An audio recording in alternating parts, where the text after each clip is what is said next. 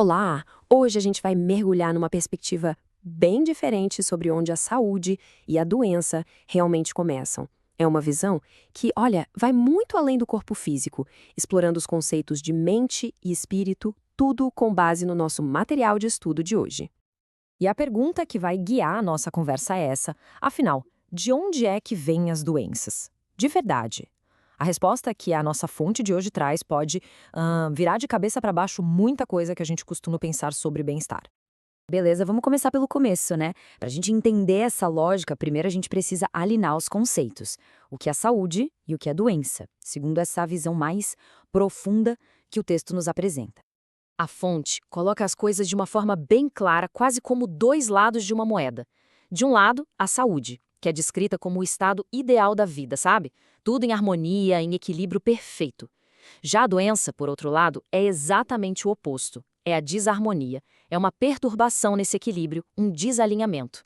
E agora vem uma ideia que, olha, pode parecer um pouco estranha no início. A doença nem sempre é uma calamidade. Como assim, né? O que o texto sugere é que ela pode funcionar como uma espécie de terapia preventiva, um alarme, um sinal de que tem alguma questão mais profunda lá no nível moral ou espiritual que está precisando de atenção. Pois é, essa ideia de um alerta espiritual nos leva direto para o coração da nossa análise de hoje. Qual é, então, a verdadeira origem da doença, de acordo com essa perspectiva? Essa citação é fundamental para a gente entender o resto. Ela diz que a doença não começa no corpo, mas nas intrincadas malhas do espírito. Ou seja, os sintomas físicos que a gente sente, a dor, o mal-estar, são, na verdade, só a manifestação final de uma causa muito mais profunda, uma causa não física. Tá, mas o que exatamente é esse espírito de que a fonte fala? Ele é definido como o nosso eu verdadeiro, a nossa essência, aquilo que carrega as nossas experiências e que é responsável pela nossa condição atual. A fonte usa uma metáfora poderosa para isso. Diz que o nosso corpo físico é só uma roupa temporária, uma indumentária. Ok, se a origem do problema está lá no espírito, como é que isso chega e se manifesta no corpo físico? A resposta, segundo o que estamos vendo, está na mente. Ela funciona como uma ponte crucial entre esses dois mundos. A mente é apresentada como esse campo de ligação.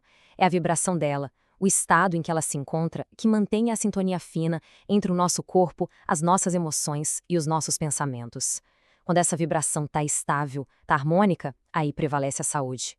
Então, o texto descreve um caminho, quase um passo a passo, de como a doença se instala. É como uma reação em cadeia.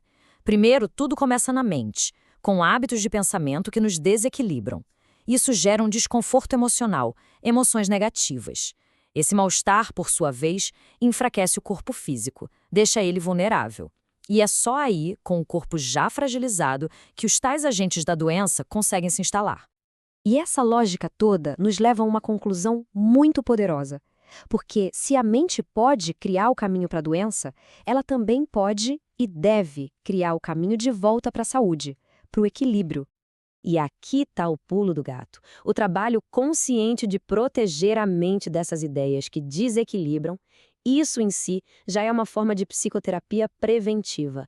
É uma abordagem proativa, sabe? Focada em atacar a causa do problema, não só o sintoma. E para a gente colocar isso em prática, a fonte sugere algumas estratégias bem diretas: investir na nossa educação mental, aprender a usar a mente a nosso favor, cultivar de propósito ideias que nos elevam, praticar o controle do pensamento e, claro, buscar ativamente a harmonia e o bem-estar em todas as áreas da vida. E para a gente ir fechando, a fonte deixa uma visão bem otimista. Apesar de todos os desafios, o destino final da vida, segundo essa perspectiva, é positivo. É um caminho constante na direção do equilíbrio, da harmonia e da perfeição. Com isso, fica uma pergunta no ar, para a gente refletir um pouco. Com base em tudo que a gente viu, como é que cada um de nós está cultivando o campo da própria mente? Estamos plantando sementes de saúde ou, sem perceber, abrindo espaço para a doença? A resposta, segundo a nossa fonte, parece estar em nossas mãos.